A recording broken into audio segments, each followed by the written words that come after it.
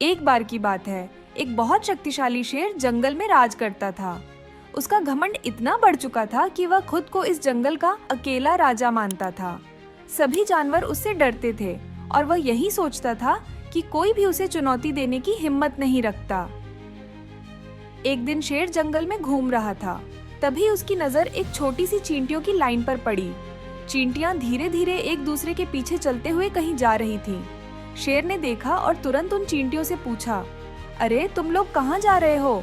ये जंगल मेरा है, क्या तुम मुझसे डरती नहीं हो?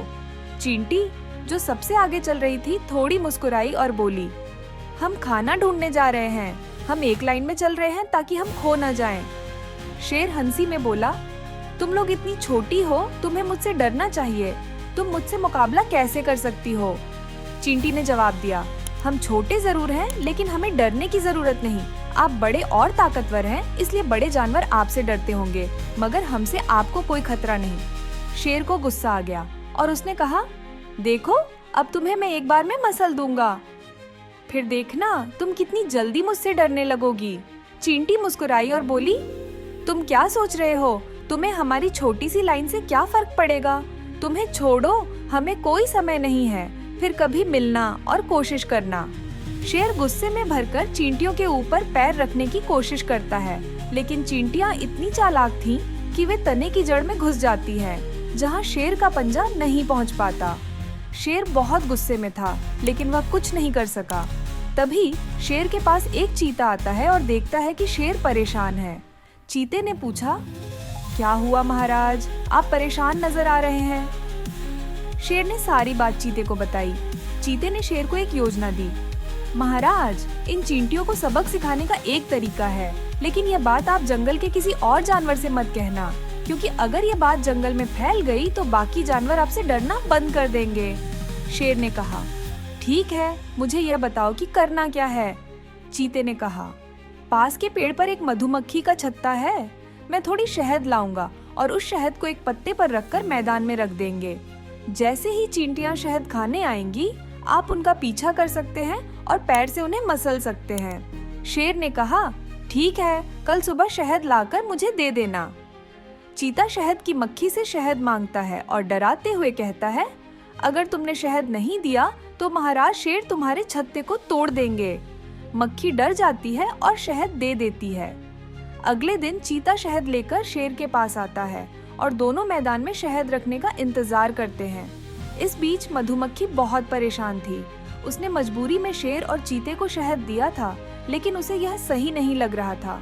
वह जानती थी कि शेर अपनी ताकत के घमंड में अंधा हो चुका है और छोटे जीवों को कमजोर समझता है। उसे चींटियों पर तरस आ गया। वह फौरन उड़कर चींटियों के बिल के पास पहुंची और तेजी से भनभनाते हुए बोली, सुनो बहनों, तुम्हें बहुत बड़ा खतरा है। शेर और चीता तुम्हें फंसाने की योजना बना रहे हैं। उन्होंने तुम्हें लालच देने के लिए शहद रखा है। जैसे ही तुम खाने आओगी, वे तुम्हें मसल देंगे। चींटियां यह सुनकर हैरान रह गईं। सबसे अनुभवी चींटी आगे आई और बोली, हमें उनकी चाल का जवाब चालाकी से देना होगा। अगले दिन 4 चींटियां धीरे धीरे शेर और चीते की ओर बढ़ने लगीं। शेर और चीता पत्ते पर रखे शहद पर ध्यान दे रहे थे। जैसे ही शेर और चीता का ध्यान हटता है, 2 चींटियां चुपचाप शेर और चीते के कानों में घुसकर काट लेती हैं। दोनों शेर और चीता खुजलाने लगे और उनका ध्यान पत्ते से हट गया। इसी बीच उनके खुजाने की गति तेज होती गई। शेर बौखलाया हुआ इधर उधर उछलने लगा, अपने पैरों से जमीन पर वार करने लगा, लेकिन चींटियों का हमला और तेज हो गया। चीता अपने सिर को झटके से हिलाते हुए जंगल में इधर उधर भागने लगा। शेर जोर से दहाड़ा, लेकिन अब उसकी दहाड़ में डर नहीं बल्कि हार की झलक थी।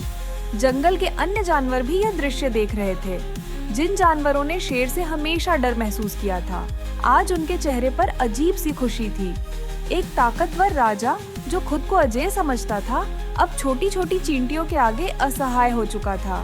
शेर समझ गया कि इन छोटी चींटियों से जीतना उसकी ताकत से बाहर है।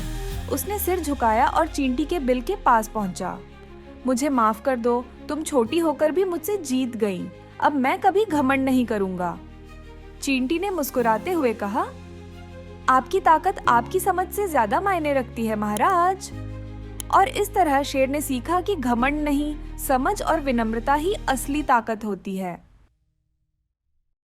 ऐसे ही नई नई कहानियों का मजा लेने के लिए हमारे चैनल को सब्सक्राइब करें, वीडियो को लाइक करें और बच्चों की दुनिया को फेसबुक, इंस्टाग्राम और थ्रेड्स पर फॉलो करना न भूलें। कहानी को अपने दोस्तों के साथ जरूर शेयर करें।